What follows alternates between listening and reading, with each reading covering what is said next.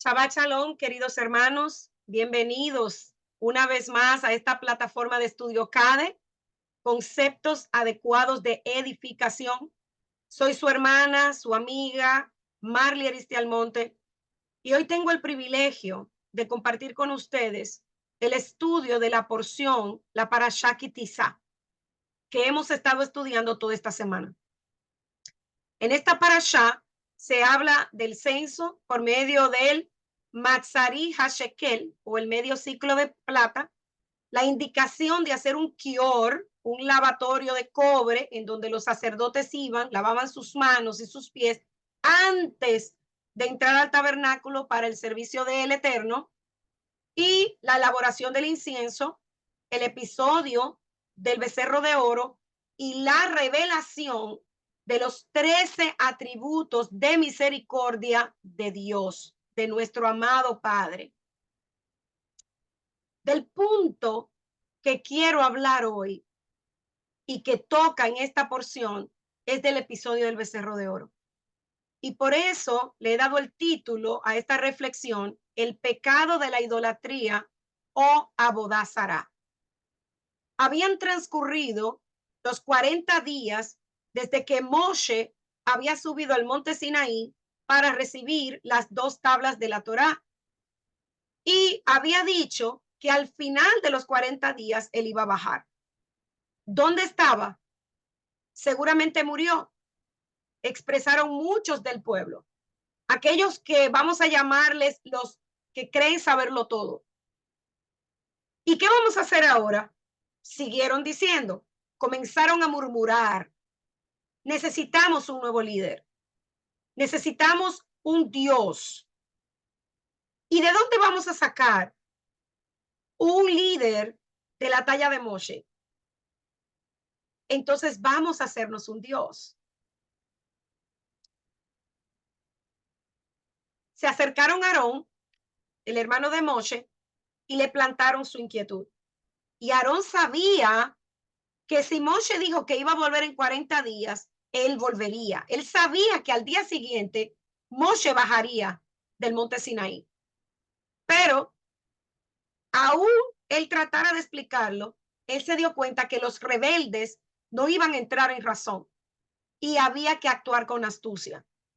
Les dice, traigan todo el oro que tienen, incluyendo las joyas de sus esposas, y crearemos un nuevo líder. Él pensó que mientras demoraban en juntar el oro, iba a dar tiempo para que Moshe bajara de la montaña y el problema se iba a resolver. Porque al ellos ver a Moshe bajando de la montaña, ese deseo se aplacaría. Pero no, mis hermanos, no demoraron mucho y Aarón no tuvo más remedio que seguir con la propuesta. Pusieron todo el oro en un gran fuego y milagrosamente salió un becerro. Y les dice, este es su nuevo Dios. La gente festejó incluso con una orgía. Y al día siguiente baja Moshe de la montaña con las 2 tablas de la Torá en sus manos. Al ver este escenario idólatra y promiscuo, agarró las 2 tablas y las tiró al suelo, destrozándolas. El pueblo seguía en su fiesta, pero Moshe tomó el becerro, lo molió y tomó medidas disciplinarias contra los transgresores. Vemos más adelante en la escritura cómo él sube una segunda vez para interceder ante el Eterno para que perdone al pueblo y una tercera vez para recibir el segundo juego de tablas bajando en Yom Kippur con ellas. Y nos preguntamos, mis hermanos, ¿cómo es posible? ¿Cómo es posible que un pueblo que apenas 40 días antes habían escuchado la voz misma del Eterno y en esa conversación en el monte Sinaí, cuando él les estaba entregando las 10 palabras, una de las primeras cosas que el Eterno les dice es, no se hagan ídolos? Y a esta pregunta hay muchas respuestas entre los comentaristas de la escritura y los sabios de Israel. Nachmanides explica que no se trataba de un deseo de sustituir a Dios, sino de sustituir a Moshe. Y esto tiene sentido si vemos la trayectoria del pueblo de Israel a lo largo de la escritura, cómo muchos se quisieron levantar para destituir a Moshe y más adelante a Aarón de su posición. Ahora bien, ¿qué es lo que pasaba con Moshe? No era que Moshe era algo mágico, ni algo divino, ni que tenía algo que lo hacía extremadamente especial. Lo que Moshe tenía era un corazón dispuesto, humildad para el servicio al Eterno. Él tenía algo que está faltando mucho en el pueblo de Dios en este tiempo: dependencia de Dios. Y eso hacía que él fuera un conducto maravilloso para lo que el Eterno tenía planeado con su pueblo. Él fue la vasija perfecta a través de la cual Dios obró en medio de Israel. Ahora, este pecado del becerro de oro tuvo un impacto no solamente dentro del pueblo de Israel, sino también en el mundo espiritual. Y este impacto fue tan tremendo que trajo una separación entre el pueblo y el Eterno. Muchas veces pensamos que muerte es solamente nosotros partir de esta tierra. Hermanos, existe otra muerte y esa es delicada. Es la que podemos ver desde el Edén con Adán y Eva. Esa muerte delicada es la muerte espiritual. Es una separación que sufre el ser humano de Dios. Y este proceso, esto que sucedió en el monte Sinaí con el becerro de oro, trajo un proceso de distanciamiento u ocultamiento del Eterno que llegó a niveles insospechados. El primer ejemplo de este distanciamiento fue, como acabo de decir, en el jardín del Edén, cuando se comió del árbol del conocimiento y del mal. Luego vemos en el diluvio cómo el diluvio de Noé vino a purificar el mundo de la impureza que había provocado el distanciamiento, porque ese distanciamiento con Dios lo que trae es ruina, perversión y pecado. El becerro de oro, primer pecado grave que se manifiesta en el pueblo de Israel luego del diluvio, provoca otro distanciamiento con el Eterno. Esto no fue solamente un pecadito pequeño, fue una transgresión con una resonancia espiritual grave. Y su efecto fue neutralizado 7 generaciones después con la construcción del primer templo de Jerusalén por medio del rey Salomón. ¿Por qué se requirió el mandamiento de la vaca roja? Como explicaba el pastor Luis antes de que comenzáramos a grabar, la vaca roja viene a expiar justamente el pecado del becerro de oro. Y el medio shekel que escuchamos en esta porción tiene 2 funciones importantes. Primero, se elegía o se seleccionaba el grupo de hombres que ya estaban aptos para el servicio al Eterno. Como un censo, un conteo humano, es un pecado delante del Eterno. Lo que se contaba era la ofrenda, el medio shekel que ellos venían a traer. Y esto era un simbolismo de que cuando nosotros servimos al Eterno, siempre tenemos que venir delante de Él con ofrendas. Y no estoy hablando de dinero. Estoy hablando de ofrenda, tu servicio, tu adoración, tu oración, la sedacá que tú das al pobre, la sedacá que tú das a la persona que te instruye, a la viuda, al huérfano, al anciano. Y este medio shekel también sirvió como expiación del pecado del becerro de oro. La sedacá también expía este pecado. ¿Qué es entonces la idolatría?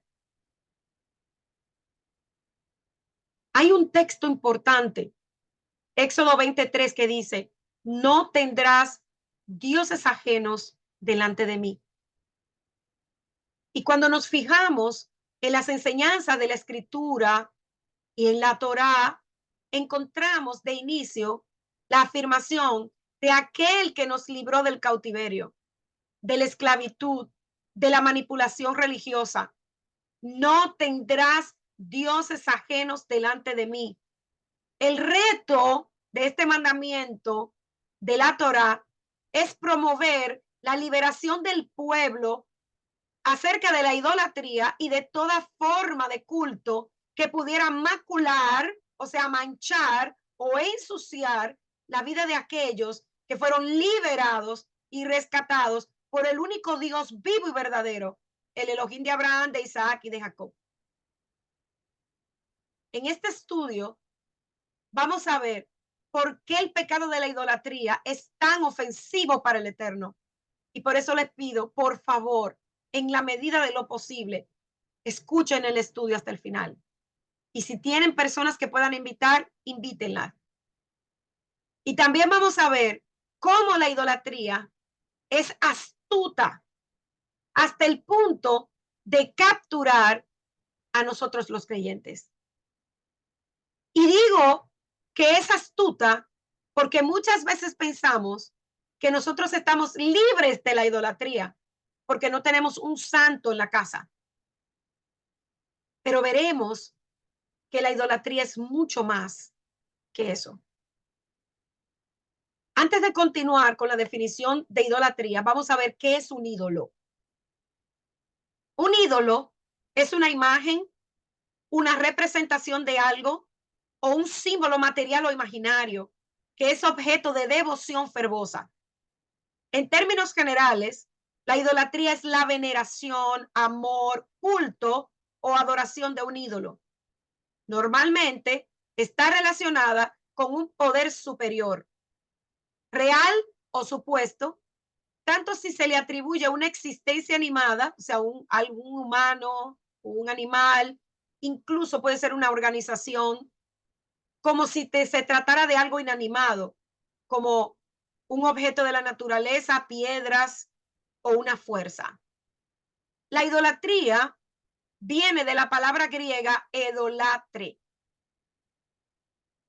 Es de origen griego esta palabra, idolatría, idolatre.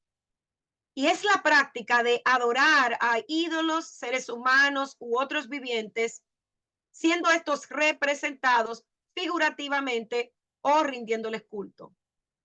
Por ejemplo, adoración a ídolos, amor excesivo y apasionado por alguien o algo. Otra palabra para idolatría es la treia, también de origen griego, y se refiere a la adoración de un dios falso o sustituto del verdadero, un objeto físico o un artefacto. También puede referirse al culto a divinidades extranjeras, al culto de lo tangible y visto en oposición al ser espiritual invisible, o a la veneración de cualquier creación humana en lugar del único creador verdadero. Hay idolatría cuando se elevan al primer lugar los valores secundarios, se adora lo que no es adorable y se absolutiza lo relativo. La Biblia condena severamente la idolatría como el peor pecado de Israel. Pablo se sintió conmovido por la idolatría de su época. Y eso lo podemos ver en el libro de Hechos, específicamente capítulo 17. Y se opuso radicalmente a ella. También lo podemos ver en Hechos capítulo 19. Hermanos, muchos creen que la idolatría es adorar a una imagen, como mencioné hace unos minutos, pero la idolatría va más allá de eso. Cuando tenemos un problema y nos enfocamos en el problema, dejando de lado nuestro tiempo de oración e intimidad con el Eterno, estamos siendo idólatras. Porque estamos poniendo el problema por encima de él, en vez de venir a él y poner el problema en sus manos. La idolatría suele ir acompañada de algún tipo de ceremonia o ritual o rito. Y en el antiguo pacto, los términos hebreos con los que se hacía referencia a los ídolos solían aludir tanto al material del que estaban hechos como a su inutilidad, o eran términos con una profunda carga despectiva. Entre estos hay palabras que se han traducido por expresiones como imagen tallada o esculpida, estatua fundida, imagen o ídolo, ídolo horrible, ídolo vano o ídolo estercolizo. En el pacto renovado, ídolo es la traducción de la palabra griega eidolon, que significa imagen o falso dios. Y hay que decir que no todas las imágenes son ídolos, como vamos a ver más adelante. En hebreo, la idolatría se conoce como abodá zará. Y también se utiliza el término abodá kohabim umá solot, que esto también es grave, y es la adoración a los planetas y las constelaciones. ¿Cómo comenzó este tipo de adoración que está hasta el día de hoy? En los días de Enoc, el nieto de Adán, los hijos del hombre erraron en exceso y pensaron, Elohim creó estas estrellas y planetas para gobernar el mundo. Los colocó en lo alto en los cielos, honrándolos así. Y como son ministros que prestan servicio a su presencia, es apropiado que sean alabados y glorificados y honrados. Según ellos, esta es la voluntad del Eterno, exaltar y honrar a quien él exaltó y honró. Así como un rey desea honrar a quienes están en su presencia, pues tal es el honor del rey. Esto se les metió en sus corazones y empezaron a erigir templos en honor a las estrellas, al sol, a ofrecer sacrificios, a alabarlas, glorificarlas con palabras y a inclinarse ante ellas, para supuestamente alcanzar la voluntad del Eterno en sus malos pensamientos. Con el tiempo surgieron entre los hijos del hombre falsos profetas. Y aquí tenemos que tener mucho cuidado, amados hermanos. Adoren a tal estrella o a todas las estrellas, ofrezcanles sacrificios, únjalas imágenes, erijan un templo para ellas, inclínense ante ellas, lleven ofrendas ante ellas. Comenzaron a dibujar imágenes en los templos, bajo los árboles, en las cimas de las montañas y en los lugares elevados, como vamos a ver más adelante en el estudio. El nombre que debía ser glorificado dejó de ser glorificado porque pusieron la creación por encima del creador. El hombre pecador opera atendiendo sus emociones, amados. Y en varias etapas de la vida, el hombre experimenta diferentes emociones. Al principio, Adán poseía un conocimiento preciso del Eterno, pero entra el pecado y ese conocimiento se distorsiona hasta llegar amados, a lo que estamos viendo hoy día. Este pecado es progresivo y va muy ligado al ego. ¿Por qué la adoración de las estrellas incluye a falsos profetas? Una expresión del ego. Rambán dice, los falsos profetas afirmaron que Elohim les ordenó adorar una estrella. Y otros mentirosos afirmaron que una estrella, un planeta, un ángel les instruyó diciendo, adórenme. De tal manera. ¿Por qué el ego entró en la adoración de las estrellas? Que los falsos profetas hicieron afirmaciones tan engreídas que las estrellas los habían seleccionado a ellos. Esto es tremendo, hermanos. Eso es ego. La Abodazara es el nombre con el que se conoce a la idolatría, pero también es el nombre de un tratado talmúdico del orden Nesiquín de la Mishnah y el Talmud. Para los que no saben qué es, son tratados y libros del pueblo judío. Nesiquín es el cuarto orden de la Mishnah y el Talmud, y es un orden que trata sobre las leyes relativas a los daños, a aquello que hacemos que nos daña. Y estas leyes protegen a los judíos que viven entre los gentiles. Aquí se habla de que usted debe vivir totalmente apartado de aquellos que viven en idolatría. Y la Abodazara históricamente ha sido objeto de muchas críticas por parte de la Iglesia Católica. La cristiandad en general cree que este tratado está dirigida exclusivamente a ellos. Y la actitud judía ortodoxa tradicional ha sido que este tratado fue escrito en los tiempos de la persecución romana y que esto es lo que generalmente se entiende por idolatría.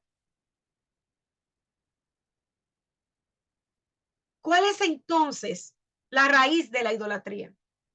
Vámonos al libro de Romanos, capítulo 1, versículo 21 y 23.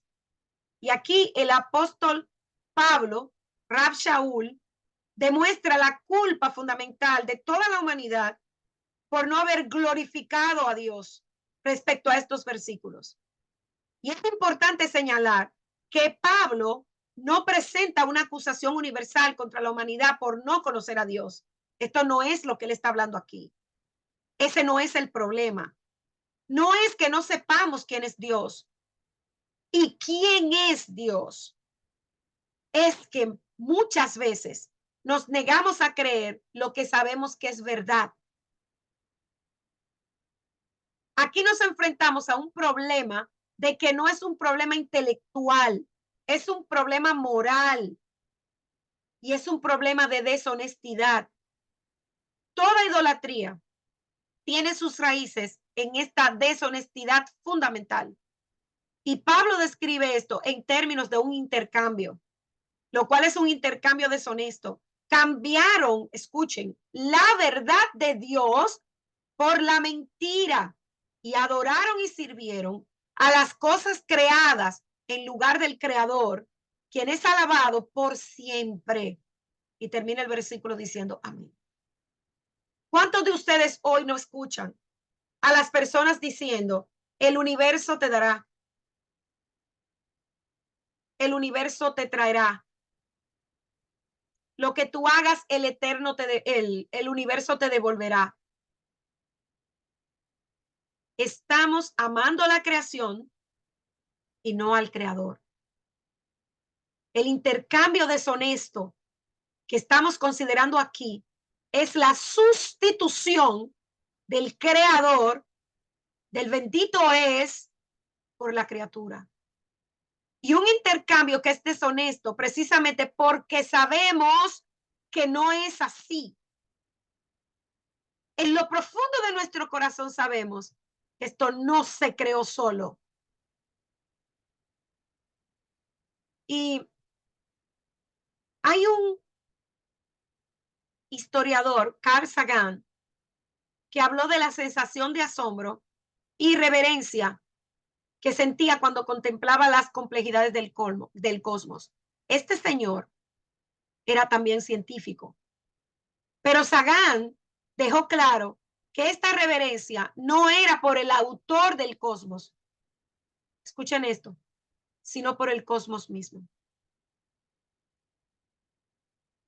La respuesta de este hombre a las estrellas fue diametralmente opuesta a la respuesta del salmista en Salmos 8:3-5.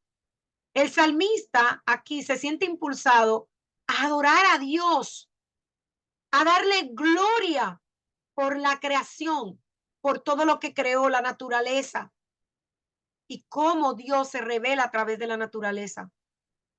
El salmista no adoró a la naturaleza misma. Y esto refleja la diferencia esencial entre la piedad y el paganismo. Los paganos confunden a la criatura y al creador. Atribuyen a la criatura o la creación la gloria que es propia, única y que corresponde al Elohim de Abraham, de Isaac y de Jacob, al Elohim de Israel.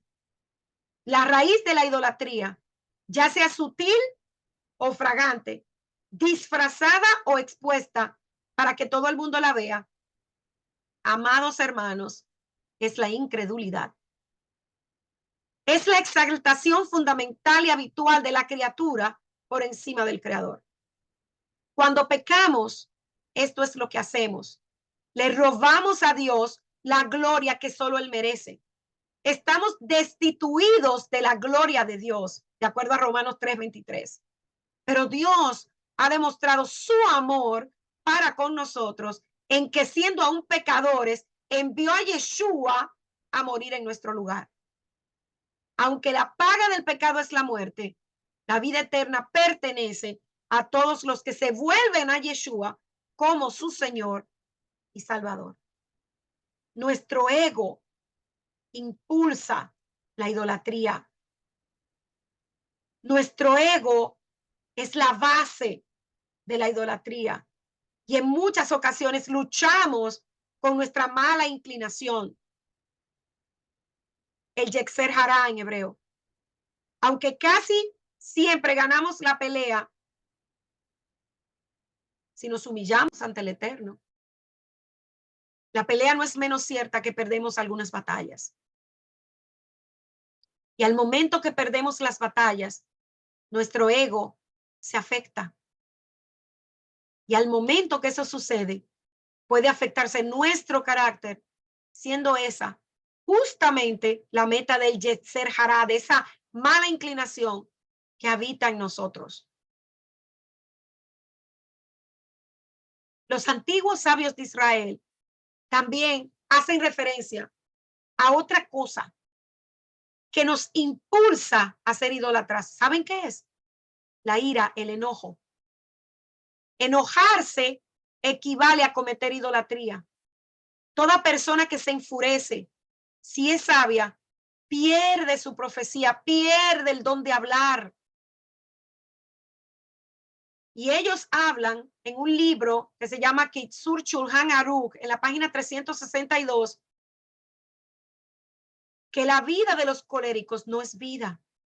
El que se enoja pierde en ese momento su alma divina. Y un alma impura ocupa su lugar. Es como si se transformara él mismo en un ídolo. Oigan qué tremendo esto. La Shekinah, la presencia divina, se aparta de esa persona. El Ruach HaKodesh, lo que conocemos como el Espíritu Santo. Está prohibido fijarse en una persona en sus momentos de ira. Es mejor apartarse. Porque una persona irada daña y afecta todo lo que tiene a su alrededor. Y esto es considerado idolatría. El que se enoja pierde un gran bien, porque pierde la paz el shalom que solamente Dios da. Si una persona es colérica, se puede afirmar sin duda alguna que sus pecados sobrepasan sus méritos. No importa lo que haga. Y esta es una forma de idolatría bastante peligrosa, ya que es poco divisable, o sea, no se nota. A diferencia de la idolatría clásica que conocemos, esta tiene una relación muy vinculada con nosotros, ya que generalmente reconocemos que fallamos y que caemos. Y esto también es un grave pecado, porque muchas veces pensamos que estamos actuando correctamente y cuando analizamos la escritura nos damos cuenta de que muy lejos estamos de lo que el Eterno espera de cada uno de nosotros. Vivimos en un mundo atrapado en la idolatría, en el ego, en los intereses personales. Estamos viviendo en una sociedad alejada de los valores básicos y ante esta realidad tenemos dos alternativas, amados. Una es seguir siendo parte del ritmo que nos impone la sociedad o escuchar la escritura cuando nos dice que nosotros estamos en este mundo, pero nosotros no somos parte de este mundo. Actuando de esta forma, apartándonos de todo lo que tiene que ver con lo que se está viviendo en el mundo. Estamos en una era tecnológica, redes sociales por doquier, en donde todo lo que se está enfatizando es el yo. Los selfies, uy, déjame una postura bonita, mi postura, yo soy el único que tengo la razón, nadie más sabe, solo yo. Ahora todo lo que se necesita es el palito de las selfies para seguir impulsando la generación del yo. Y aunque mi vida esté destruida, y aunque yo esté pecando de todas las maneras posibles, mi foto y supuestamente una vida perfecta es lo que se está promoviendo en las redes sociales. Ahora el mundo y sus lugares santos, sus lugares altos, sus lugares sagrados se han convertido en un simple escenario en el cual yo estoy promoviendo mi película, la película de mi vida. Todo como una evidente manifestación al culto del hombre. Y hermanos, yo no estoy diciendo, por favor, no nos vayamos al extremo. Yo no estoy diciendo que usted no puede subir una foto. Yo no puedo decir que usted no puede subir una foto de usted compartiendo con su familia o sus hermanos de la fe. No es eso. Usted sabe de lo que estoy hablando.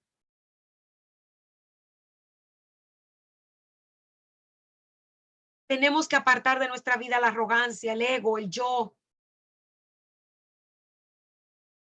Recordemos que en algún momento tenemos que volver a entender que lo importante de nuestra vida es poner al Eterno en primer lugar. La escritura, y hay una oración que yo amo, el aleino, dice al final que en aquel día Hashem será uno y su nombre será uno. Nosotros tenemos que dejar de ser idólatras. Lo más importante a resaltar sobre este tema es que nosotros debemos trabajar en nuestras vidas.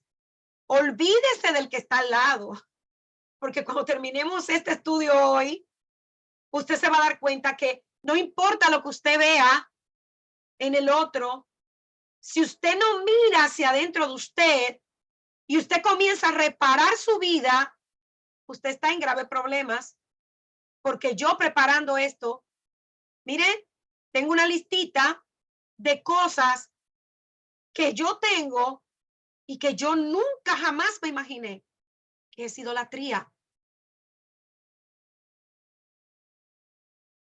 Y toda forma de idolatría debemos reconocerla, identificarla y trabajar en pos de eliminarla de nuestras vidas. Acciones, reacciones, modo de vida, modo de pensamiento.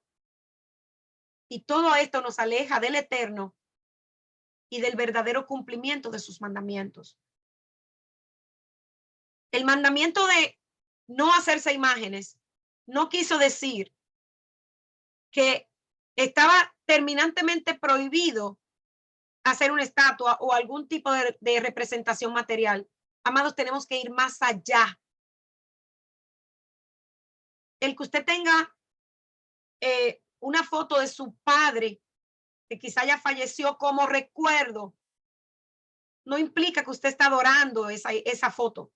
Ahora, cuidado con las velas, cuidado con ponerle incienso, porque ya ahí usted está entrando en un terreno peligroso, como vamos a ver. Pero el que usted tenga una foto de recuerdo de sus padres, todavía no es idolatría. Marley, pero el Eterno dijo que no podemos hacernos figura de lo que está en el cielo y de lo que está en la tierra, pero en la parasha anterior vimos que tenían que poner 2 querubín sobre el arca. Ahora yo le voy a preguntar, ¿estaba el arca visiblemente afuera para que el pueblo se inclinara delante de esos 2 querubines? No, amados. Esos 2 querubines sobre el arca tenían una función: representar la presencia del Eterno en ese lugar. Y a ese lugar solamente entraba el sumo sacerdote. Usted no va a ver en la escritura que dice que cada hebreo tenía que hacerse una pequeña arquita y tenerla en su casa y adorarla. No. Y vamos a ver de dónde es que nace todo esto. Y ya comenzamos a verlo. Ya vimos el ego, ya vimos la mentira, el mentirnos nosotros mismos, adorar lo creado en vez del creador. Vaya notando. El segundo mandamiento, o sea, la segunda de las 10 palabras, es enfática y dice que el Eterno prohibió 2 cosas: hacer imágenes con fines de adoración y, existiendo imágenes hechas por alguien, inclinarse a ellas y darle culto. Eso lo vimos en Éxodo capítulo 20. Además, este mandamiento establece la espiritualidad y santidad de Dios como verdades fundamentales que deben ser la esencia del verdadero culto o adoración. Este mandamiento fue establecido por el Eterno acompañado de una severa advertencia. Dios es celoso en exigir exclusividad en la adoración y el culto.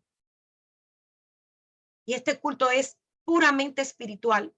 Y este celo le lleva a castigar la maldad de los padres sobre los hijos hasta la 3ª y 4ª generación. Y al hacer esta advertencia, Dios quiso llamar la atención de los padres a su máxima responsabilidad, mostrándoles su infidelidad a él y las consecuencias dañinas que esto iba a traer para sus generaciones futuras. La escritura a menudo se refiere a los dioses falsos y a los ídolos en términos despreciativos. Los llama horribles, carentes de valor, vergonzosos, abominables, detestables, repugnantes. Y con frecuencia la Biblia los llama ídolos estercolizos. ¿Por qué estercolizos?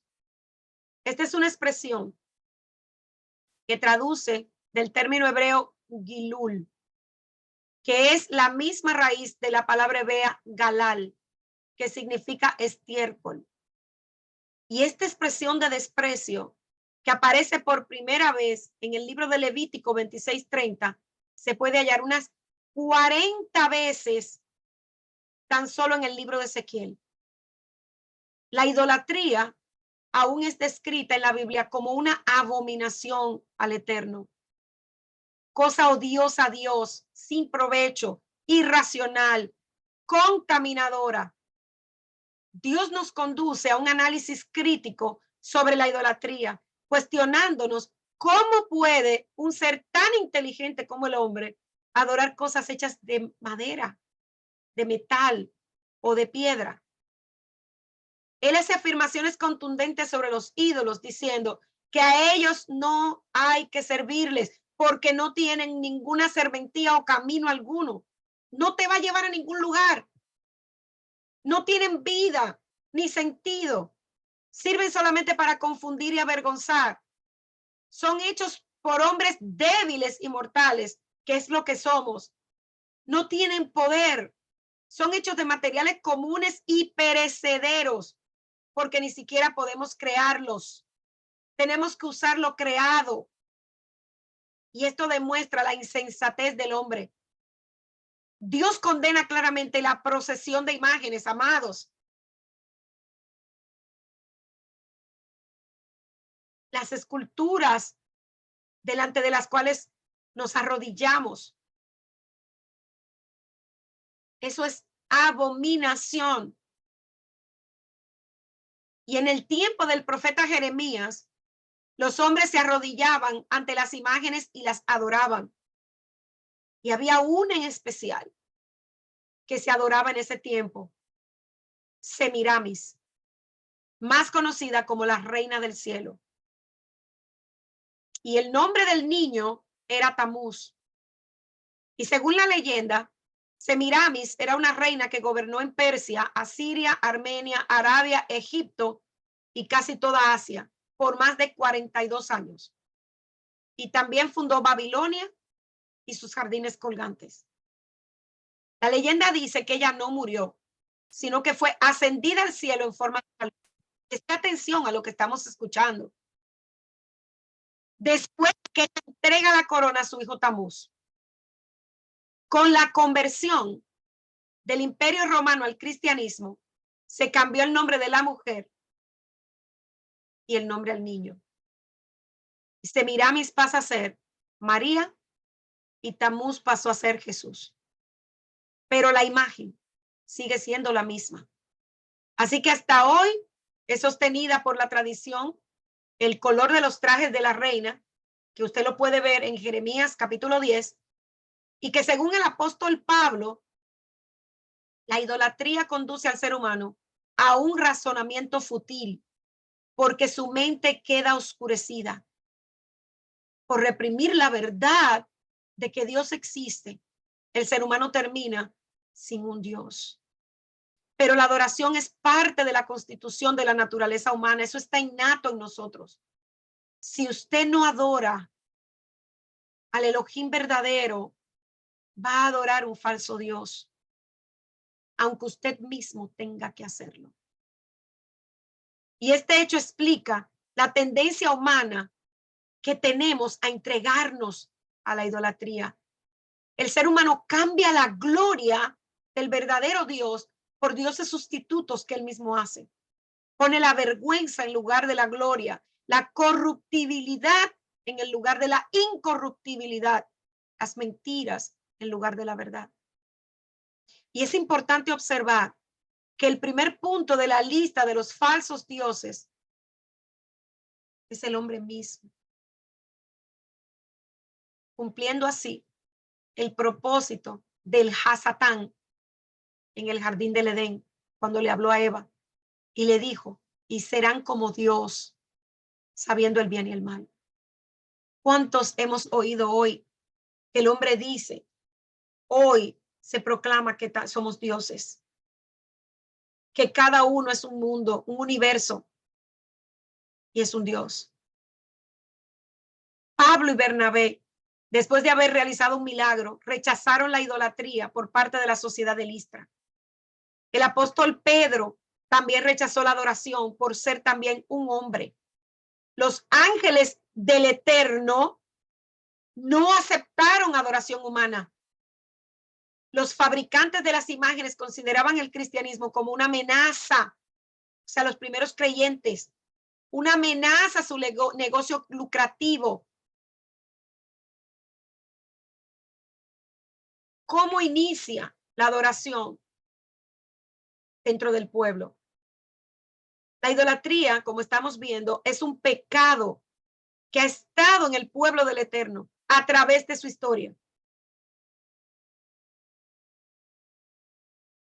Reina de los cielos.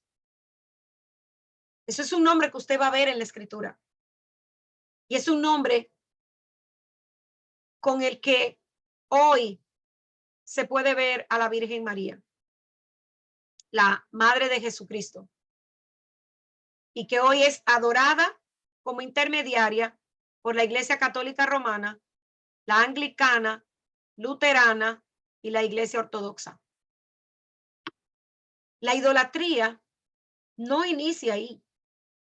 La idolatría va hacia atrás, mucho antes del diluvio. La idolatría no comenzó en una región únicamente. Si nos vamos atrás, vamos a ver que inicia de una manera muy sutil cuando Eva se hizo la primera idólatra humana al codiciar el fruto prohibido, y este deseo incorrecto la llevó a desobedecer primero y luego a tener en ella el afán de ser como Dios. Desde la rebelión en el Edén, solo una minoría de la humanidad ha permanecido libre de la idolatría.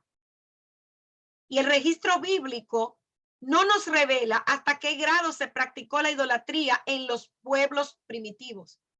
Pero la situación debió irse deteriorando, pues en los días de Noé, dice la escritura, que el Eterno vio la maldad del hombre y era mucha en la tierra. Había idolatría, había pecados inconcebibles, había maldad, y esto hizo que él trajera el diluvio, porque la maldad del hombre había incluso perjudicado la tierra, la había manchado, y todo lo que provenía del pensamiento del corazón del hombre era solamente maldad. Los hallazgos arqueológicos demuestran que en los días de Noé, los hombres levantaron altares a sus ídolos y adoraban falsos dioses, esforzándose para representar a Dios a través de los objetos materiales. Dios vio que la tierra estaba corrompida y llena de violencia. La idolatría en los tiempos de los patriarcas, a pesar de que el diluvio en los días de Noé aniquiló a los idólatras de la humanidad, en ese entonces surge de nuevo, encabezada por Nimrod, que se describe como el primer hombre poderoso de la tierra. Bajo su liderazgo se inició la construcción de la Torre de Babel, y probablemente para ser usada en la adoración idolátrica. No obstante, este plan fue frustrado por Dios, y al igual que Babel, en Ur de los Caldeos, ciudad de Taré, el padre de Abraham, ya la idolatría era practicada por sus habitantes. Incluso sabemos que Taré era un escultor de ídolos.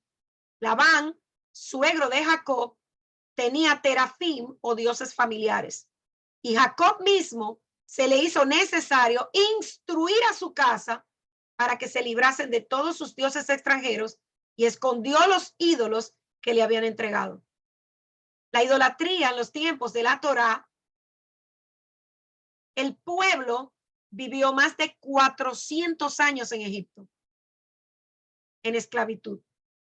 Los israelitas entraron en contacto con la idolatría en ese país. La Torá que el Eterno le da a su pueblo después de liberarlos de Egipto, porque mire que todo es un proceso. El Eterno no entregó su Torá mientras ellos estaban en esclavitud. No, él primero te libera y luego te da la Torá. Y esta condenaba explícitamente las prácticas idolátricas tan comunes entre los antiguos. El segundo de los 10 mandamientos, como estamos viendo, prohibía expresamente hacerse una imagen tallada para adoración o una representación de cualquier cosa, estuviese en los cielos, sobre la tierra, sobre las aguas. Y el primero decía que teníamos que reconocer a Hashem como el Elohim que nos había sacado de Egipto, tierra de esclavitud. Y en sus exhortaciones finales a los israelitas en el libro de Deuteronomio, Moshe recalca la imposibilidad de hacer una imagen del Dios verdadero y les advirtió que se cuidasen del lazo de la idolatría.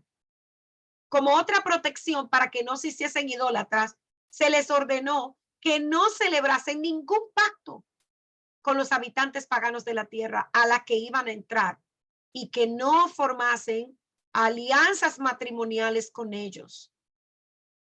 Más bien, los israelitas tendrían que aniquilarlos y también tenían que destruir los objetos idolátricos, los altares, las columnas sagradas, los postes sagrados y las imágenes esculpidas.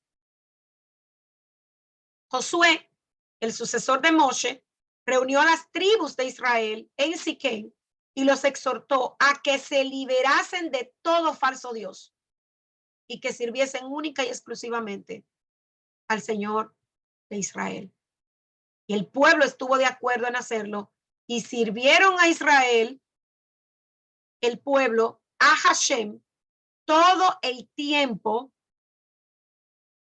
que vivieron con Josué,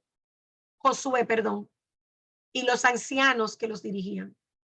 La idolatría en el dominio bajo los reyes, durante el reinado de Saúl, que fue el primer rey de Israel, de Isboset su hijo y de David, no encontramos mención idolátrica dentro del pueblo. Sin embargo, hay indicios de que aún quedaban vestigios de idolatría en el reino. ¿Por qué? Porque la hija de Saúl, Mical, por ejemplo, tenía una imagen de Terafín en su poder, de acuerdo a 1 de Samuel 19:13. La idolatría no llegó a practicarse abiertamente hasta el reinado de Salomón, hijo de David. El propio rey Salomón, un hombre tan lleno de sabiduría y sabiduría de lo alto, influenciado por sus numerosas esposas extranjeras, lo primero que le dijo el Eterno, que no hiciera alianzas con mujeres de pueblos paganos, él mismo impulsó y aprobó la idolatría. Se edificaron lugares altos para Astarot, Quemos y Moloc. Y el pueblo en general sucumbió a la adoración falsa y empezó a inclinarse delante de esos ídolos. Léalo. Todo está escrito en Primera de Reyes y Segunda de Reyes. Y debido a esta idolatría, el Eterno le quitó 10 tribus a Roboam, hijo de Salomón, y se las dio a Jeroboam. A pesar de que Jeroboam se le aseguró que su reino permanecería firme, como ya hemos estudiado, si él continuaba sirviendo fielmente al Eterno, él instituyó la adoración al becerro, pues temía que el pueblo se rebelara contra su gobierno si iba continuamente a Jerusalén para adorar. Durante el reinado de Acab se introdujo la adoración a Baal. La adoración idólatra del becerro y el culto a Baal persistieron durante todos los días del reino de las 10 tribus. En el reino de Judá, la situación no era muy diferente, aparte de las reformas hechas por algunos reyes. Roboam, hijo de Salomón, no hizo nada para evitar la idolatría. Y así, él y todo Judá también apostataron. Las personas edificaron altares idólatras donde colocaron columnas sagradas, postes, ídolos, imagen de acera y se entregaron a la prostitución ceremonial. Es por esto que el Eterno entrega carta de divorcio a las 10 tribus del norte, Efraín, y no le da carta de divorcio a Judá por su pacto con David.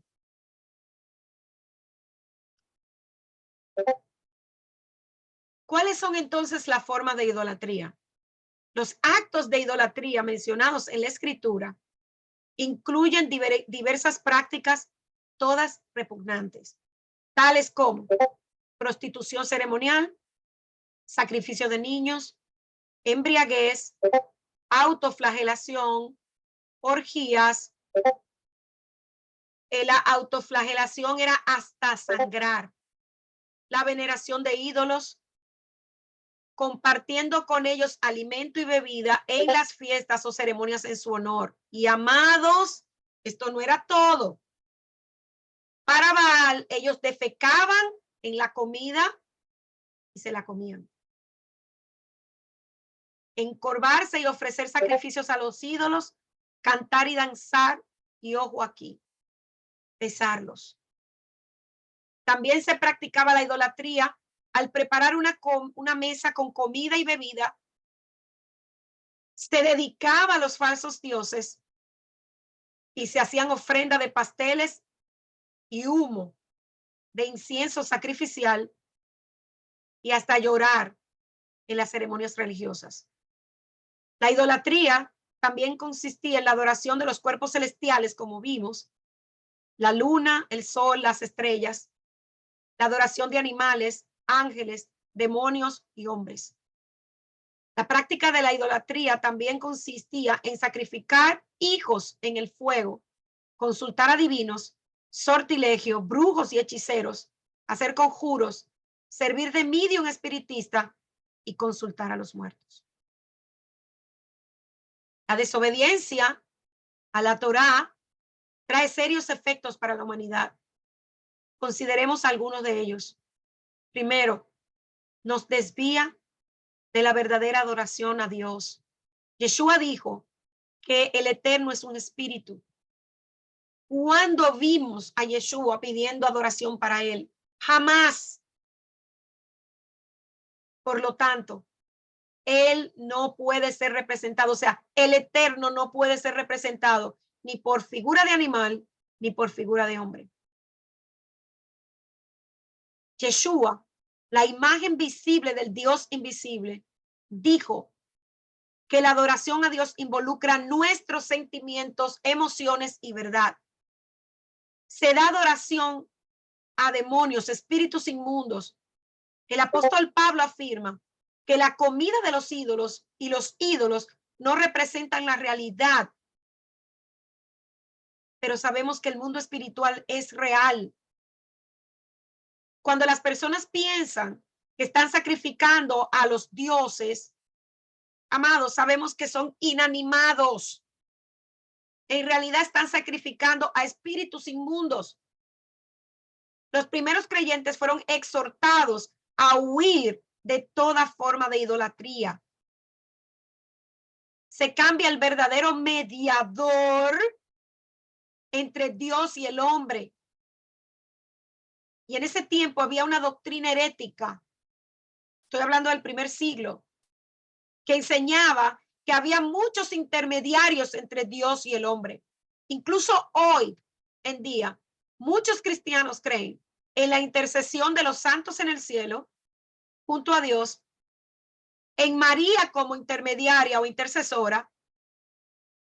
Y Pablo destacó, sin embargo, que hay solo un mediador entre Dios y los hombres. O sea, lo tenemos de Pablo, a quien tanto respetan, y él dice que solo hay uno, y es aquel que murió por los pecados de cada uno de nosotros, Yeshua HaMashiach, nuestro Señor. Y aquel que vive en idolatría no heredará el reino de los cielos. Pablo, en su primera carta a los Corintios, enumera 10 tipos de personas inmorales que buscan el estilo de vida mundana, que no poseen ningún deseo de elevar moralmente su degradación. Y entre estos están los que adoran ídolos.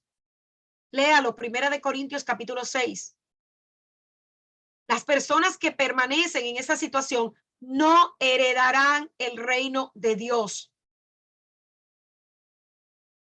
Desde la antigüedad hasta nuestros días, la idolatría constituye una afrenta al Dios verdadero. Los tiempos han cambiado Pero amados, la naturaleza humana sigue siendo la misma. La inclinación de la naturaleza carnal es por la práctica de la idolatría, mediante la creación de sus propios dioses.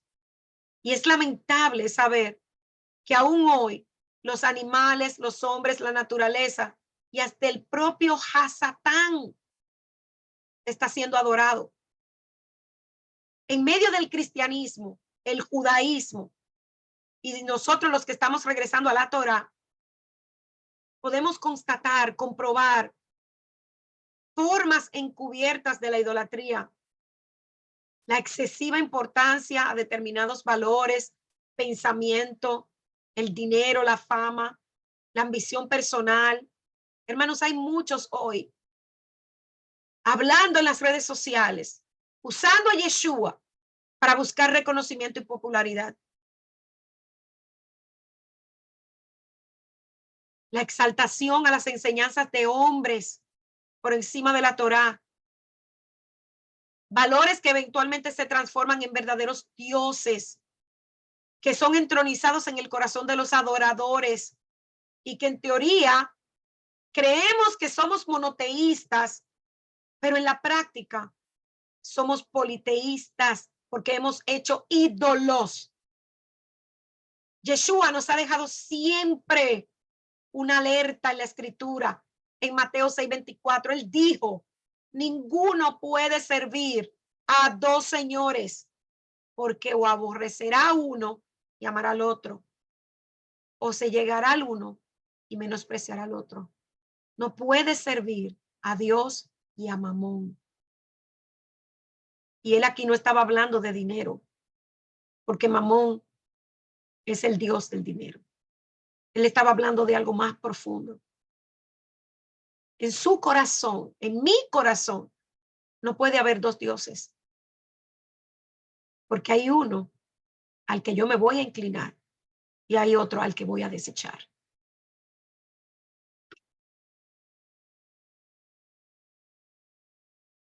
La escritura nos advierte una y otra vez, cuidado con la idolatría. Segunda de Reyes 18:4, él quitó los lugares altos y quebró las imágenes y cortó los símbolos de acera e hizo pedazos la serpiente de bronce que había hecho Moisés, porque hasta entonces le quemaban incienso los hijos de Israel. Y la llamó Nehustán. La Biblia nos habla de en qué momento y en qué entorno más triste y desolador se crió Ezequías. Pero estas circunstancias deprimentes no fueron un impedimento para Dios, para que despertara en el pueblo el deseo de volver a la adoración verdadera y que comenzó con el joven Ezequías. Dios le formó como un instrumento de su gracia, de su misericordia. Su pauta era el ejemplo de su antecesor, del hombre según el corazón de Dios, de David. Hizo lo recto ante los ojos de Hashem, conforme a todas las cosas que había hecho David, su padre. Y mientras 2 Corintios 29:3 nos explica que Ezequías, en el primer año de su reinado, abrió las puertas de la casa del Eterno y mandó sacar la inmundicia del santuario para que pudiera establecerse otra vez el culto verdadero. Nos dice que Ezequías, al principio de su reinado, exterminó tajantemente toda clase de idolatría en el pueblo de Dios. No vemos claramente en qué orden trabajó Ezequías, si primero destruyó la idolatría y luego posibilitó el templo para el culto, o si fue viceversa. Y aunque la Biblia y en la historia del pueblo hallamos algunas excepciones, por lo general siempre comienza con volver a Dios, con hacer teshuvá o arrepentimiento y limpieza. El problema con los lugares altos, el Eterno había repetido al pueblo de Israel con empeño, claramente e inequívocamente, que debían proceder frente a los pueblos que estaban en Canaán. ¿Y cómo debían proceder? Frente a la idolatría que esos pueblos paganos vivían en la tierra de Canaán. Él les dijo, destruiréis enteramente todos los lugares donde las naciones que ustedes heredarán sirvieron a sus dioses. Sobre los montes altos y sobre los collados, derribarán sus altares y quebrantarán sus estatuas, y sus imágenes de acera consumirán con fuego. Y es interesante que aquí hallamos el mismo orden. Preste atención, esto es importante. Lugares altos, estatuas y símbolos de acera, tal como Ezequías los destruyó. Parece que el Eterno aquí nos está enseñando algo importante sobre la idolatría en el pueblo. Mire esto, comienza en lugares altos. Los lugares altos eran montes, pequeñas montañas, lugares elevados, donde los paganos habían puesto sus altares para servir a sus dioses. Lo que estos lugares altos representaban era el dominio de ese Dios sobre ese lugar. Y los lugares altos siempre han desempeñado un papel trascendental en el pueblo de Israel. Así leemos en 1 Samuel 9, 2 y 13, que el profeta Samuel ofrece un sacrificio sobre un lugar alto. ¿Para qué? Para establecer el Elohim de Israel sobre ese lugar. Y posiblemente sobre el altar que normalmente se hallaba en el atrio del tabernáculo, que en ese momento parece ser que no estaba montado en este tiempo. Y en Segunda de Crónicas 1:3 leemos que al principio del reinado de Salomón, el tabernáculo estaba en un lugar alto que había en Gabaón, donde Salomón ofreció 1000 holocaustos. A la noche siguiente se le apareció el Eterno, Adonai, y lo bendijo. No leemos que el Eterno censurara a Samuel o a Salomón por sus sacrificios, todo lo contrario. Pero después de que Salomón hubo edificado el templo y el arca del testimonio hubo encontrado su lugar, estos lugares altos perdieron su justificación temporal. Y para el pueblo de Israel ya no había ninguna razón para ofrecer sacrificios allí. Debían llevarlos al templo. Muy pronto, y poco antes de entrar en la tierra prometida, el Eterno había hablado de un lugar que él escogería para poner allí su nombre, para su habitación. Ese buscaréis y allí iréis.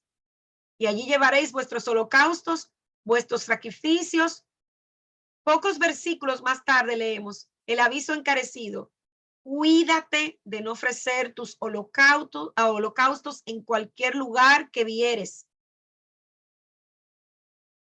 Y el culto de los israelitas, por lo tanto, no debía estar determinado por las circunstancias exteriores o la imaginación y la creatividad, sino por los claros mandatos del Eterno, y el no cumplirlos acarrearía daños. ¿Qué escuchamos hoy día? El Espíritu me dijo.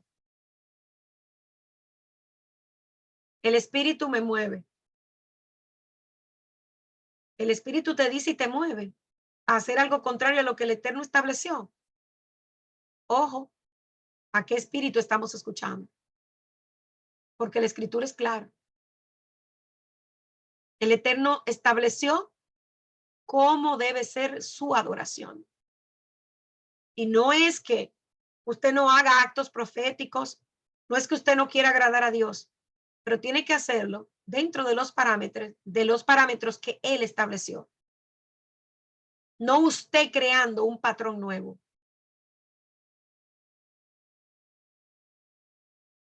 Y es lamentable que precisamente el rey Salomón, quien edificó el templo de Jerusalén, pocas décadas después, fuera quien edificara un lugar alto a Quemos, ídolo abominable de Moab, en el monte,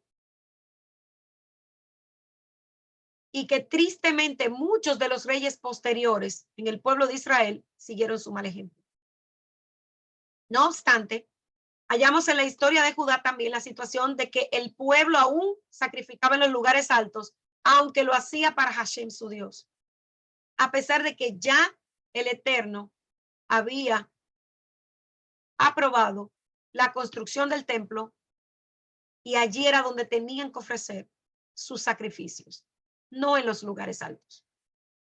Al final del reinado de Salomón, el culto se hacía en el templo y al mismo tiempo, amados, se ofrecían sacrificios a los ídolos en lugares altos. Después de la división de Israel, hallamos sobre todo en el reino del norte un culto idólatra muy extendido en los lugares altos, en todas sus ciudades, desde las torres de los atalayas hasta las ciudades fortificadas, para provocar a ira al Eterno, y servían a ídolos, de acuerdo a Segunda de Reyes, capítulo 17. También Acaz, el padre de Ezequías, cerró las puertas de la casa del Eterno en Jerusalén e hizo también lugares altos en todas las ciudades de Judá para quemar incienso a los dioses ajenos, provocando así a ira al Eterno, el Dios de sus padres. Bastante al final de la historia de Judá leemos que el pueblo de Dios sacrificaba tanto en el templo como en esos altares, en los lugares altos. ¿Y qué vemos hoy día, hermanos? Hoy también vemos dentro de las iglesias de la cristiandad y las congregaciones, incluyendo las que dicen que guardan Torah, cultos durante cierto tiempo, ciertos eventos, ciertas fiestas, donde se veneran y adoran toda clase de dioses paganos. Y ojo, ya hemos aprendido que un dios no es una estatua. Cualquier creyente temeroso del Eterno que se tome en serio la escritura abominará la idolatría y no la apoyará de ninguna manera. Los que de todo corazón queremos servir al Eterno con nuestro culto, debemos apegarnos a lo que dice la escritura y no levantar lugares altos por nuestra propia cuenta.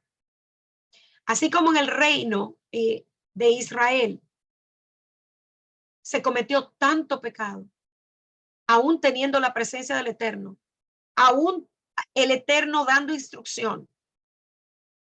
En el antiguo pacto, finalmente, solo había una forma, un lugar para la adoración de Dios y solo un altar donde debían ser ofrecidos los sacrificios del pueblo. También hay en el pacto renovado un modelo establecido y vinculante de cómo deben ser las congregaciones y el culto al Eterno. Preste atención aquí. Edificados sobre el fundamento de los apóstoles y profetas, siendo la piedra angular Yeshua mismo, en quien todo edificio bien coordinado va creciendo para ser un templo santo en el Señor.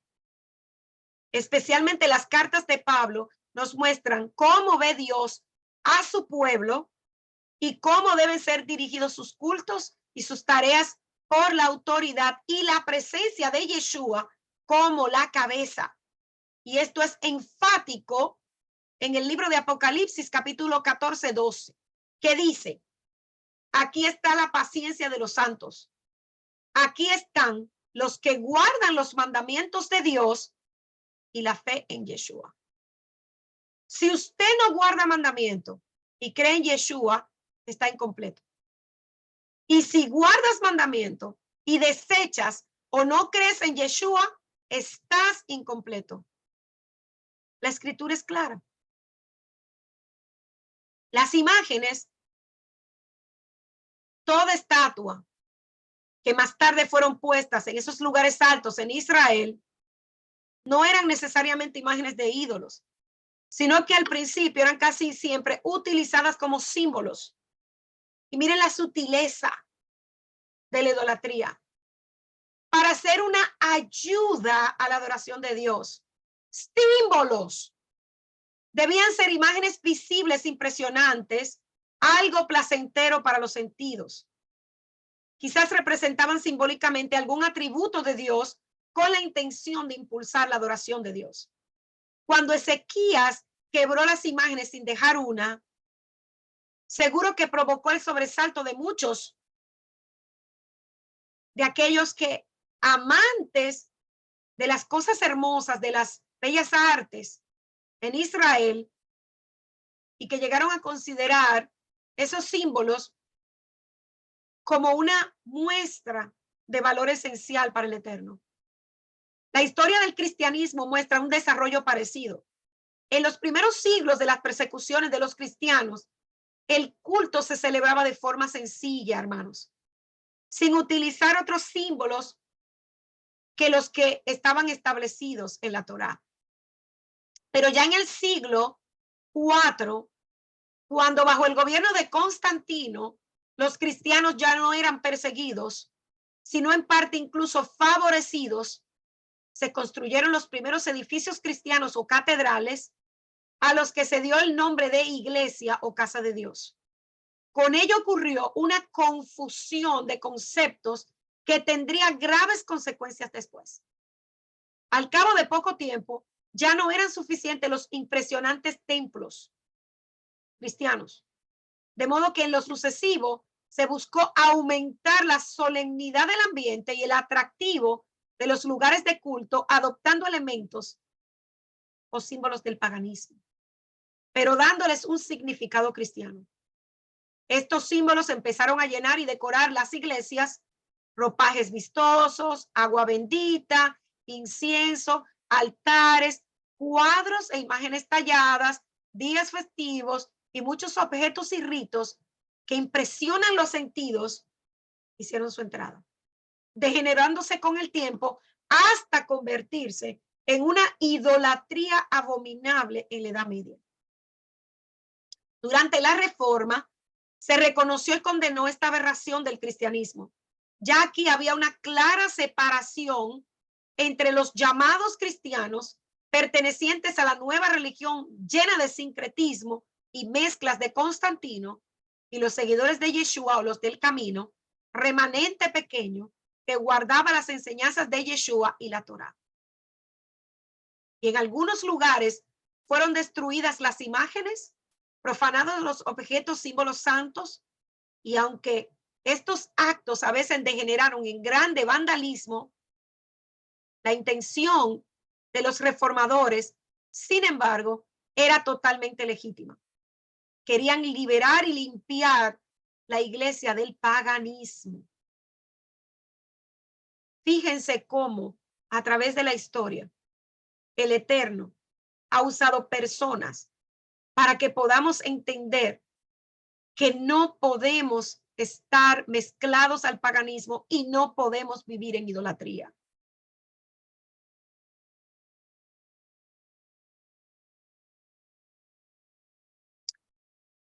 La adoración de Dios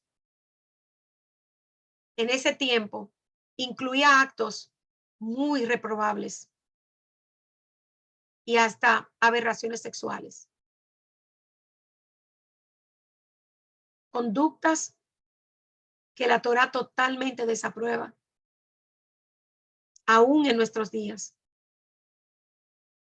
La Escritura dice que un corazón dividido no puede obtener una bendición plena. Y Ezequías se puso del lado de Dios y vivió una obediencia sin hacer compromisos ni ceder.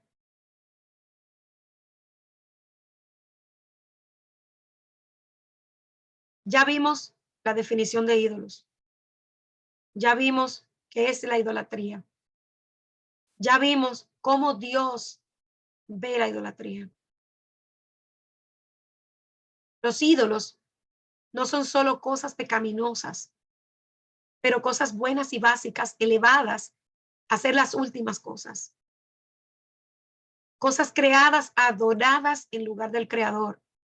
Las miramos para tener sentido en la vida, para cubrir nuestro sentido de insignificancia, para el desarrollo de una justicia, un valor. Un ídolo es algo en nuestra vida que ocupa el lugar que debería ser ocupado por Dios.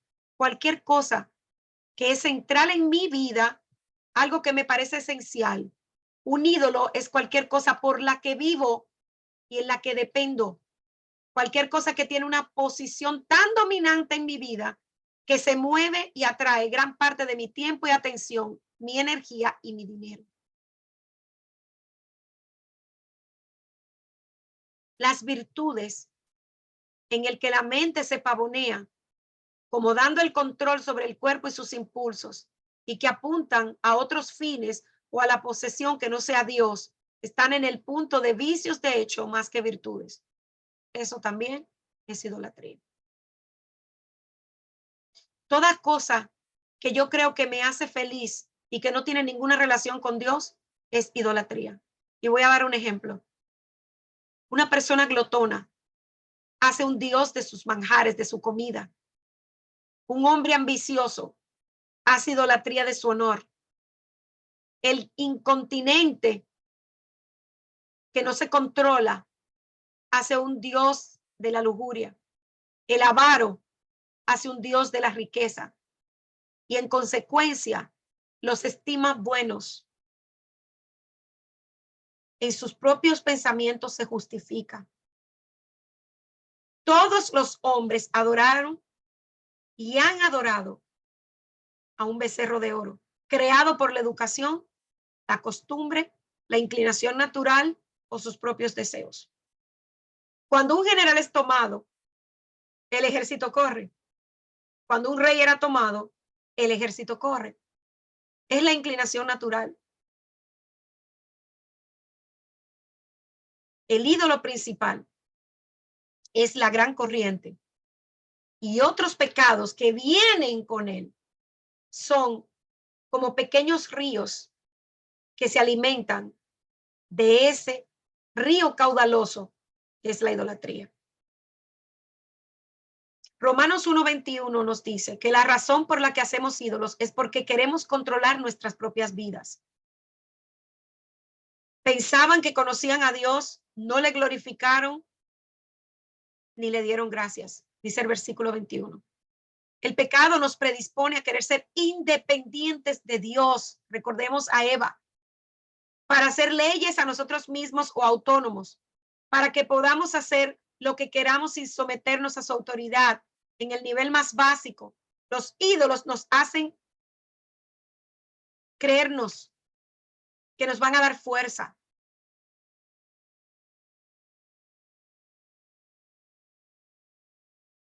¿Cuál es entonces la motivación que tenemos de hacernos ídolos? Romanos 1 nos dice, cada ídolo crea un campo delirante, todo un conjunto de suposiciones y falsas definiciones de éxito y fracaso que son distorsiones de la realidad provocados por el ídolo. Sus pensamientos se convirtieron inútiles y su necio corazón fue entenebrecido. Sus ídolos definen bien y el mal en forma contraria a la definición de Dios. Establecen un locus o un culto de control que está ligado a la tierra, ya sea por algún objeto, por el ansia del dinero, a otras personas, quizá por complacer a los padres, quizá por complacer al esposo, quizá por complacer a la esposa, o yo mismo, el yo querer tener logros personales. Tales dioses falsos crean leyes falsas, falsas definiciones de éxito y de fracaso, de los valores que realmente solamente Dios ha puesto. Si no gano suficiente, no voy a estar seguro. Estoy haciendo un ídolo del dinero. Si puedo conseguir estas ciertas personas que yo les guste y me respeten, entonces mi vida va a ser válida. Si yo me pongo de acuerdo con aquel maestro, pastor o rabino, entonces voy a tener reconocimiento. Hermanos, eso es idolatría. La esclavitud emocional. Romanos 1:25 nos dice que cada ídolo oscurece el corazón y nos esclaviza. Lo que nosotros adoramos debemos servir. La forma en que el ídolo nos esclaviza es que creamos mayores deseos, anhelos, y todos son desordenados. Los ídolos del corazón se representan gráficamente en Ezequiel capítulo 14:1 hasta el versículo 8. Si idolatría es la palabra característica y resumen del antiguo pacto para nuestra derivación de Dios, entonces lujuria, deseos desordenados, es la característica y el resumen del nuevo pacto o pacto renovado para una definición de esa misma palabra. El 10º mandamiento en contra de la codicia, que también es idolatría, también hace eco en esto. Los 10 mandamientos comienzan con 2 mandamientos en contra de la idolatría. Y luego vienen los mandamientos 3 a 10. Y es debido a que el problema fundamental siempre en el ser humano ha sido la idolatría. Es nuestro mayor peligro, nuestro mayor enemigo. La idolatría es un asesinato porque agrede a Dios y es adulterio porque es infidelidad a Dios. Por lo tanto, se trata de pasar que en la idolatría se detectan todos los delitos inmorales que podamos encontrar. Esto significa entonces que la idolatría es siempre la razón por la que hacemos algo malo. ¿Por qué mentimos o dejamos de amar o de cumplir las promesas o vivir sin egoísmo? La respuesta general es porque somos débiles y pecadores. Pero esta no es la respuesta. La respuesta es algo más profundo. Es por la idolatría. Es porque no hemos identificado los ídolos que hemos puesto en nuestro corazón. La incredulidad. Conocemos a Dios, pero lo rechazamos como Elohim y tratamos de hacer nuestro propio Dios. La injusticia, resultado del miedo y el sentido de desnudez espiritual, una pérdida de la justicia, un sentido de vergüenza e indignidad. La idolatría, creamos cosas como dioses en lugar de mantener nuestra dependencia de Dios. Creamos un sistema de mentiras porque en lo profundo de nosotros sabemos la verdad. Sabemos que existe un creador, un Dios. La esclavitud a lo que nosotros adoramos y servimos, puesto que debemos tener las cosas a las que servimos para cubrir esa indignidad que estamos sintiendo. Incluso después de hacer teshuvá, nuestros viejos falsos señores muchas veces continúan con poder sobre nuestras vidas. Y a pesar de que intelectualmente lo negamos, nuestros corazones todavía funcionan y reconocen esos ídolos que tenemos en el corazón. Nuestro temor, la ira, hábitos que todavía surgen en nosotros son una muestra de los ídolos que tenemos en nuestros corazones. ¿Cómo entonces hacemos frente a la idolatría? Primero, identificando nuestros ídolos. Pongámonos la tarea a partir de hoy de identificar cada ídolo particular en nuestro corazón. Y esto es algo que solamente usted puede hacer. Usted no necesita la ayuda de nadie. Usted tiene que hacerlo. Y la ayuda que usted necesita es del Eterno. Busquemos en lo profundo de nuestro corazón, sin temor, sin vergüenza, aquello que nos está alejando del Eterno. La ansiedad es idolatría. Y la ansiedad se intensifica neuróticamente al grado que idolatro valores finitos, cosas que quizá no tengo o no he hecho y me quitan la paz. La culpa es otro signo de idolatría. Se intensifica neuróticamente al grado que he idolatrado valores también, que son finitos. Valoro mi capacidad para enseñar y comunicar claramente, pero quizá no estoy haciendo algo o lo que debo hacer.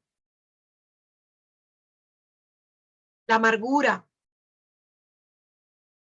se intensifica cuando alguien o algo se interpone entre mí y lo que yo creo que vale la pena.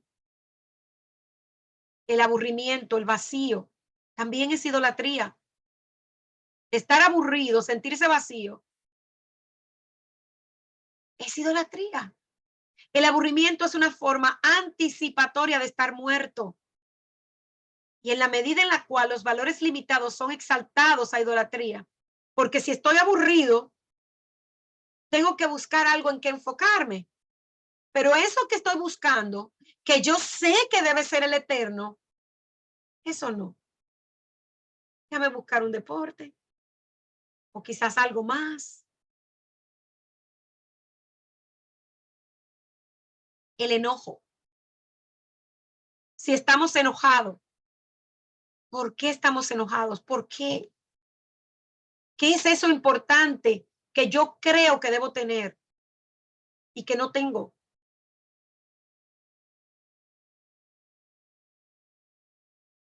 Un ídolo, recordemos, por favor, es algo dentro de la creación que se infla para funcionar como un sustituto del eterno. Y en la escritura tenemos un ejemplo claro de lo que es la idolatría. Y vamos a ver un poco sobre lo que pasó con Raquel. Pero sigamos viendo otras cosas que son idolatría, la aprobación, el querer la aprobación del hombre, sentir dependencia, sentirse rechazado, asfixiado, la cobardía. Todo eso es idolatría. ¿Por qué? Porque están sacando de usted emociones de insatisfacción que solamente usted puede llenar con el eterno. La soledad, la incertidumbre, la constante preocupación, el querer ser perfecto en todas las cosas, el querer tener poder, sentirse responsable con control, la ira, que ya lo hemos mencionado, el querer tener éxito en todo, ganancia, influencia, poder, todo eso es idolatría. Una vida de aprobación, no solamente a los líderes y a los jefes, sino la de mi esposo, la de mi esposa, mis hijos, mis hermanos, todo eso es idolatría. ¿Por qué? Porque la única aprobación que usted debe buscar es la del eterno. Nadie más.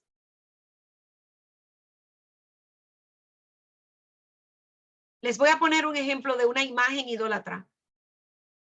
Cuando digo, la vida solamente tiene sentido si tengo esto. Yo valgo si tengo esto.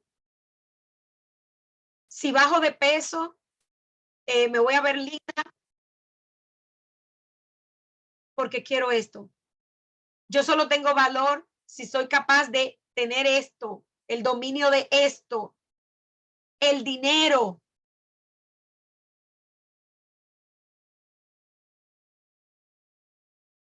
Amados, este camino es delicado. ¿Cuáles son las consecuencias? Ya casi estamos terminando. Regálenme unos minutos más. ¿Cuáles son las consecuencias de la idolatría? Ya sabemos que la idolatría es la adoración de ídolos. La codicia es idolatría espiritual. Y esta es la adoración a las riquezas mundanas. La adoración pertenece solamente al Eterno, a nadie más. Y la idolatría no solamente es abominación a Dios, sino que lo minimiza. No le estamos dando la gloria que él merece. Y el Eterno es omnipotente, omnipresente y omnisciente. Un ídolo no es ninguna de las tres. Un ídolo no ve, no oye, no come, no huele, no te puede salvar, no te puede mover, no se puede mover él mismo, no hace bien o mal. Y algunas de las consecuencias de la idolatría son inestabilidad, degradación, vencidos por los enemigos, la carencia, la humillación, la opresión, la tiranía, la condenación eterna, cosechando todo esto hasta la cuarta generación. Y a través de estas consecuencias, el Eterno revela su carácter, amplificación, inestabilidad.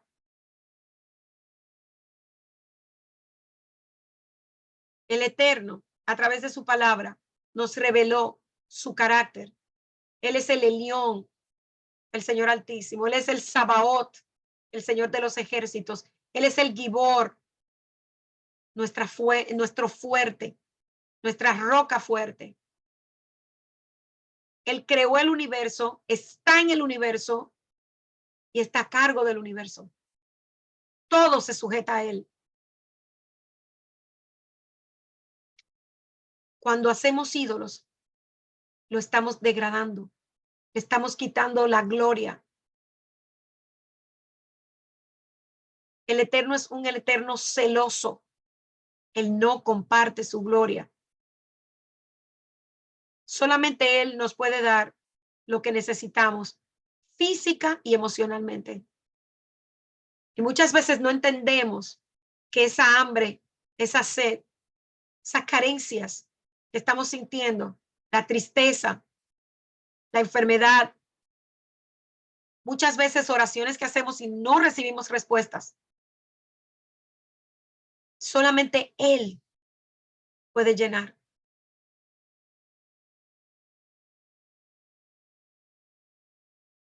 Y todo esto solamente nos trae destrucción, humillación, condenación y un sentimiento de pobreza física y espiritual.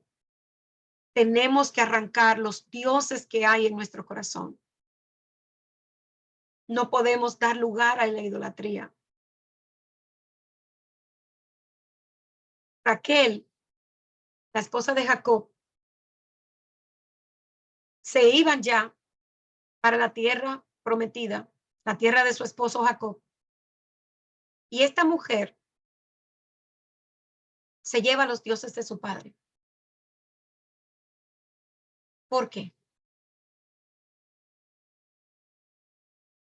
Quizás se sentía segura con ellos o, como hemos aprendido, ella entendía que quien tenía los dioses era una señal de que era el heredero de la casa.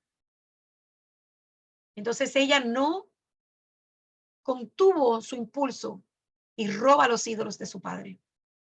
Y esto trajo consecuencias serias para ella, porque primero engañó a su esposo, porque su esposo ya había dicho que no quería ídolos en medio de su casa. Y luego cuando el padre llega al campamento, que los alcanza, mintió descaradamente, esconde los ídolos, se sienta sobre ellos y miente diciendo que no podía pararse porque tenía la visita de la mujer.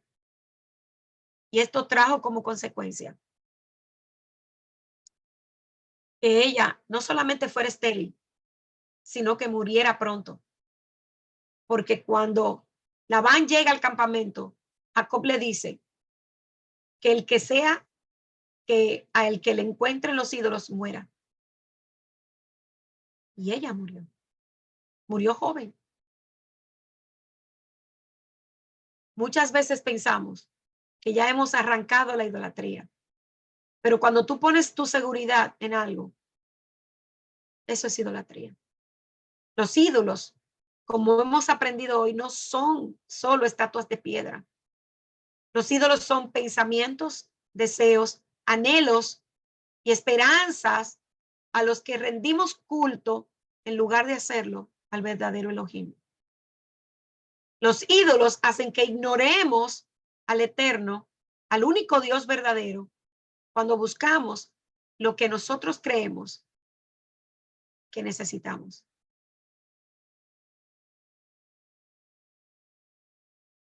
Y esta historia es tremenda porque ella tenía al hombre al que ella amaba y que él la amaba a ella, pero ella no era feliz en su corazón.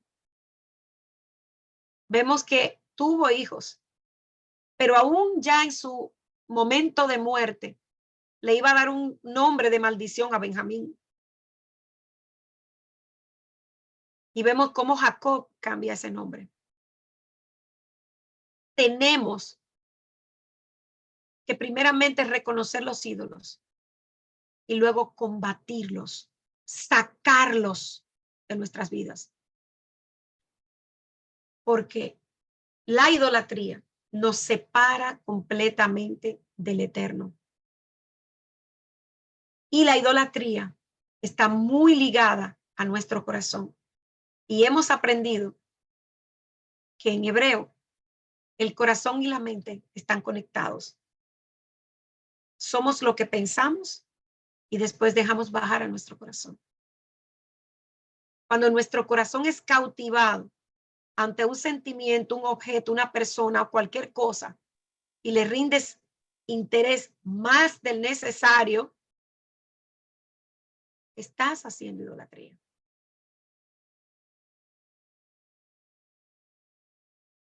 Estás haciendo idolatría.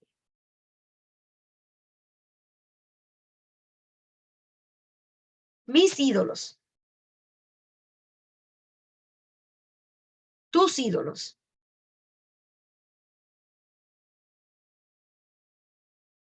muchas veces no son cosas, estatuitas que son caras o con decoraciones muy lindas. Mis ídolos pueden ser mi adoración a un hijo, a un líder espiritual al que pongo por encima de Dios, a mi trabajo, a aquellos deseos materiales que tengo.